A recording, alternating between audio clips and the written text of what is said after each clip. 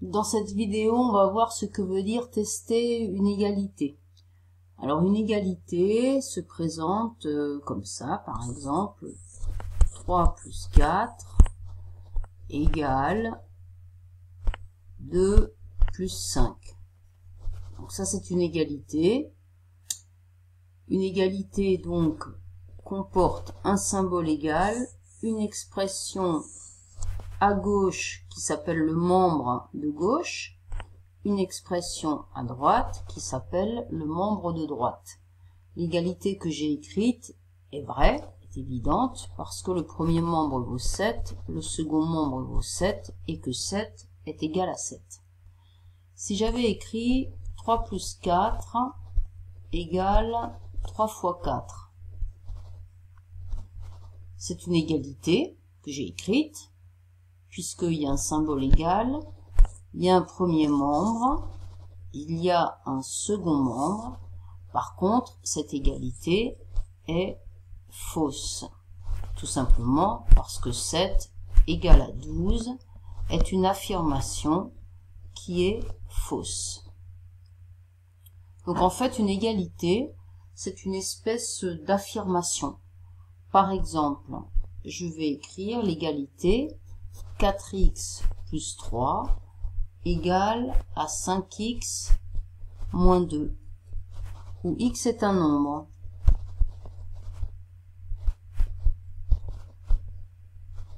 Donc j'affirme que cette expression est égale à cette expression, où la première expression, j'ai un nombre, je le multiplie par 4, j'ajoute 3. La deuxième expression, j'ai ce même nombre, je le multiplie par 5, j'enlève 2, et je dis donc que les deux résultats sont égaux. Alors évidemment, on va se poser la question, est-ce que cette affirmation est vraie? Oui ou non? Tout le temps? Parfois? Jamais? Eh bien c'est par la méthode du test qu'on va pouvoir traiter cette question, du moins en 5e et en début de 4e.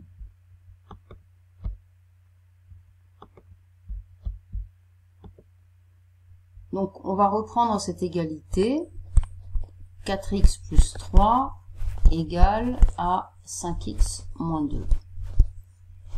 On va tester, donc tester ça veut dire quoi? Ça veut dire, je vais choisir des valeurs de x, je vais les substituer dans chacune des expressions, et je vais voir si effectivement le premier membre est égal au deuxième membre. Donc je vais faire un premier essai pour x égale 0. Alors le premier membre vaut 4 fois 0 plus 3, c'est-à-dire 0 plus 3 égale 3. Le second membre vaut 5 fois 0 moins 2, c'est-à-dire 0 moins 2, ce qui vaut moins 2. 3 n'est pas égal à moins 2. Veut dire tout simplement que l'égalité est fausse lorsque x est égal à 3. Alors on va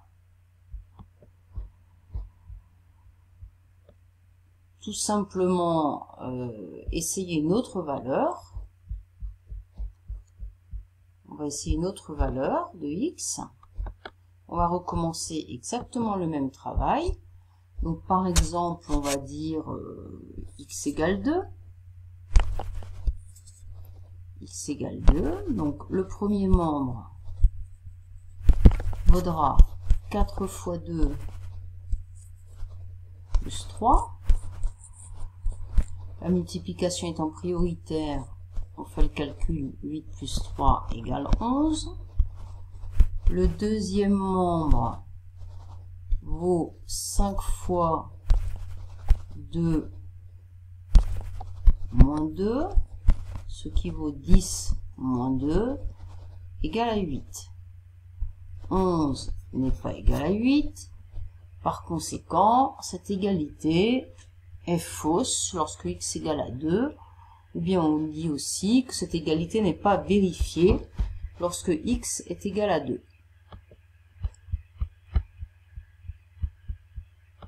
On va encore tester une autre valeur. Donc, on va essayer une autre valeur.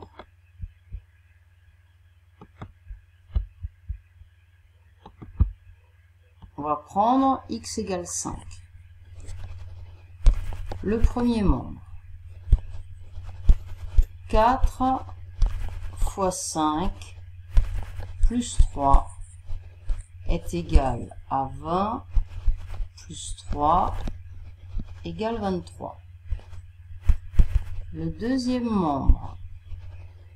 5 fois 5 moins 2 égale à 25 moins 2 égale 23.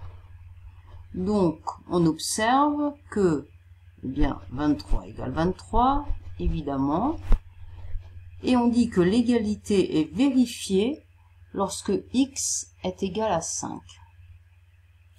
En cinquième, on n'a que cette méthode pour vérifier si un nombre x, comme ça, fait en sorte que l'égalité est vraie ou fausse. Dans les années futures, vous découvrirez des techniques de calcul sur les égalités et un certain nombre de connaissances sur les nombres qui nous permettront de déterminer avec un petit peu plus de rapidité que là, le test. Alors pourquoi moi j'ai proposé x égale 5 ?